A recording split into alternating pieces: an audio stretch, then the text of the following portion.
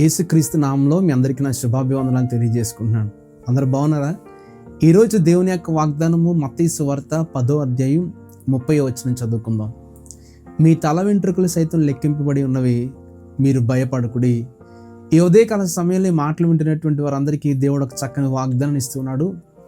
మీ తల వెంట్రుకలు సైతమే నేను లెక్కిస్తున్నాను కనుక, మీ ప్రతి బాధలు కష్టాలు నేను చూస్తున్నాను కనుక మీరు దేని గురించి భయపడొద్దని చెప్పేసి.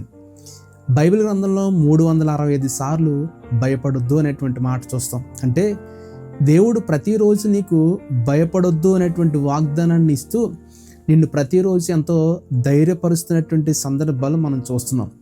కానీ ఈ రోజున ప్రతి మనిషి కూడా ప్రతి చిన్నదానికి భయపడిపోతూ తన యొక్క జీవితంలో తాను సాధించగలిగేటువంటి చాలా చిన్న కార్యాలు, చాలా చిన్న పనులు కూడా చేయకుండా తన యొక్క జీవితాల్లో ఎన్నో వాటిని దూరం చేసుకున్నటువంటి సందర్భాలు మనం చూస్తున్నాం. అయితే ఈ ఉదయకాల సమయంలో ప్రభువైన యేసుక్రీస్తు వారు ఆనాడు 12 మంది శిష్యులతో మాట్లాడుతూ, మీరు అంత మాత్రం కూడా భయపడొద్దు, మీ తల వెంట్రుకలు సైతం కూడా నేను లెక్కిస్తున్నానని చెప్పేసి.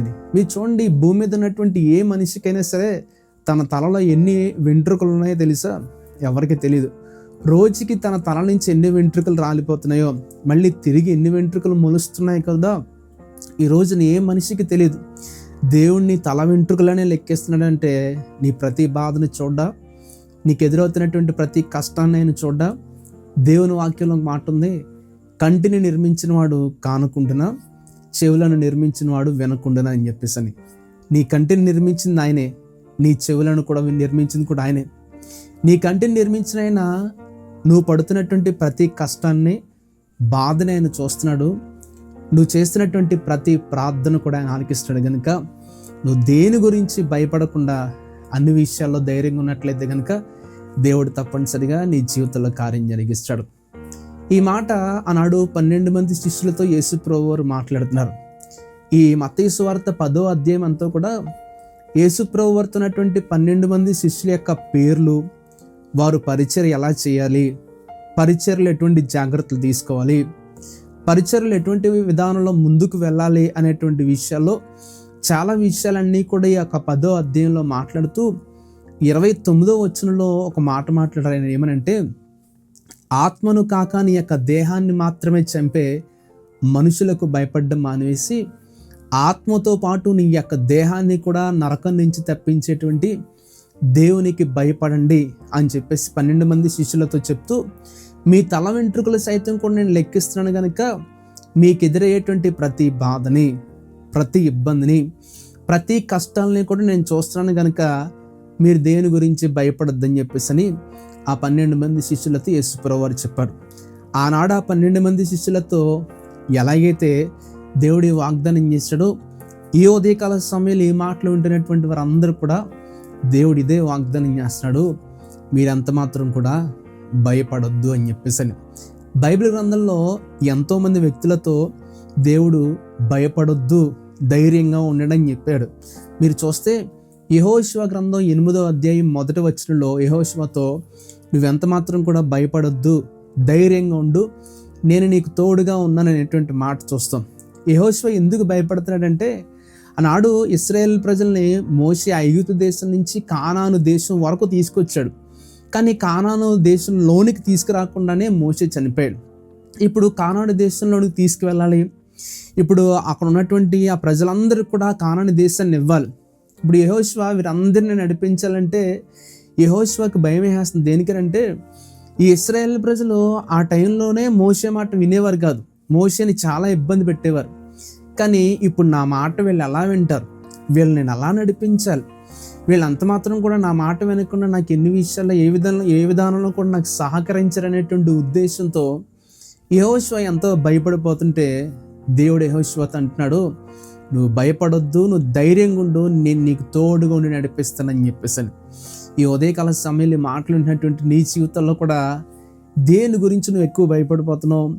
నీ జీవితమైనటువంటి ఆ యొక్క ప్రయాణాన్ని కొనసాగించడానికి భయపడిపోతున్నావా? నీ కుటుంబాన్ని నువ్వు ఎలా నడిపించాలో నీకు అర్థం కాక నువ్వు భయపడిపోతున్నావా? నీకున్నటువంటి అప్పుల బాధలను చూసి నువ్వు భయపడిపోతున్నావా? నీకు ఎదురవుతున్నట్టు అనారోగ్య పరిస్థితులను చూసి నువ్వు భయపడిపోతున్నావా? నువ్వు దేని చూసి నువ్వు భయపడుతున్నా సరే, ప్రతి దాని విషయంలో కూడా దేవుడు నీకు ఒక వాగ్దానం చేస్తున్నాడు, నువ్వెంత మాత్రం కూడా భయపడొద్దని చెప్పేసి.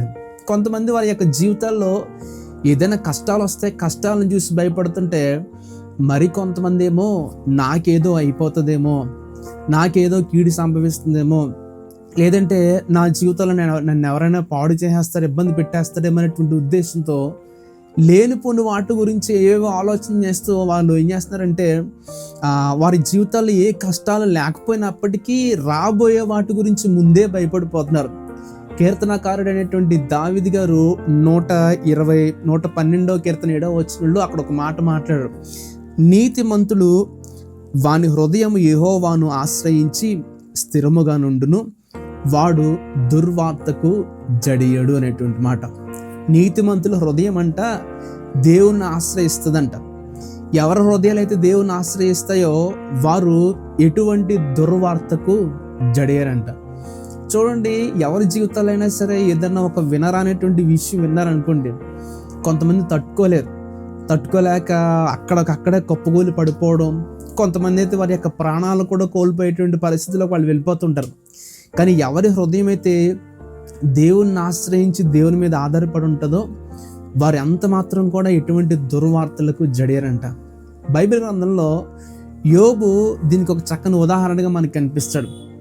ఒక రోజున యోబు దగ్గరకు ఒక పనివాడు వచ్చి, అయ్యా మీరు చూస్తే అయ్యా శాబయీలందరూ వచ్చి నీ యొక్క గాడిదలను ఎద్దులను కూడా తీసుకెళ్ళిపోయారయ్యా అని చెప్పేసి అనగానే యోబుకి ఏం అర్థం కాలేదు. ఏంటిది, నేను ఏం చేసిన వాళ్ళు ఏం జరిగిందని చెప్పేసి ఆలోచిస్తుంటే, ఈ లోపల మరొకడు వచ్చి ఆకాశం నుంచి ఒక అగ్ని దిగొచ్చి నీ గొర్రె మందలన్నిటిని కాల్చేసింది, పనివారిని కూడా చంపేసింది అన్నాడు.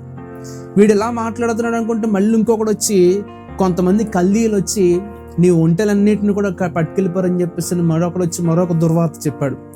వీళ్ళు ఎలా మాట్లాడుతుంటే ఈ లోపల 4వ వాడు వచ్చి అన్నాడు, అయ్యా నీ పిల్లలు, నీ కుమారులు కుమార్తెలు వారి యొక్క అన్నయ్యంట భోజనం చేస్తూ ద్రాక్షారసము తాగుతుండగా ఆకాశం నుంచి ఒక సుడిగాలు వచ్చి వారందరిని కూడా చంపేసిందని చెప్పేసి అన్నాడు. చూడండి, ఒక్క రోజులో ఎన్ని దుర్వార్తలు యోబుకు వచ్చాయో. ఎన్ని వార్తలు వచ్చినా యోబుని ఎవరెంత ఎలా బాధ పెట్టాలని చెప్పేసి చూసినా యోబు ఎంత మాత్రం కూడా భయపడకుండా ధైర్యంగా ఉన్నాడు. ఎటువంటి దుర్వార్తకు జడలేదు. దానికి కారణం ఏంటో తెలుసా?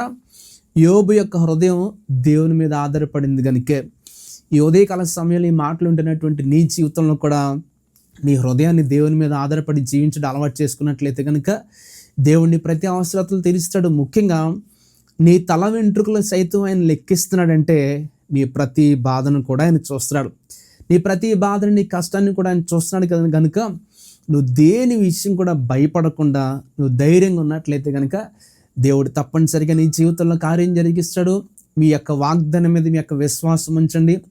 ఈరోజు మీరు చేస్తున్నటువంటి ప్రార్థనలో ఈ వాగ్దానాన్ని జత చేసి ప్రార్థన చేయండి. ప్రభా, నా తల వెంట్రుకలు సైతం లెక్కిస్తున్నావు అంటే నా బాధని, కష్టాన్ని కూడా నువ్వు చూస్తున్నావు కనుక, చూస్తున్న దేవుడు నువ్వు ఎంత మాత్రం కూడా విడిచిపెట్టేటువంటి వాడు కాదు కనుక నా ప్రార్థనకి జవాబును అనుగ్రహించి నేను ఎదుర్కొన్న ప్రతి కష్టాలకి మీరే విడుదల దయచండి అని చెప్పేసి మీరు ప్రార్థన చేసినట్లయితే దేవుడు తప్పనిసరిగా మీ జీవితంలో కార్యం జరిగిస్తాడు. ఈ యొక్క వాగ్దానం మీ జీవితాల్లో నెరవేరాలని చెప్పేసి ఆశిస్తూ నా యొక్క మాటలను ముగిస్తున్నాను. అందరికీ వందనాలు. God bless you.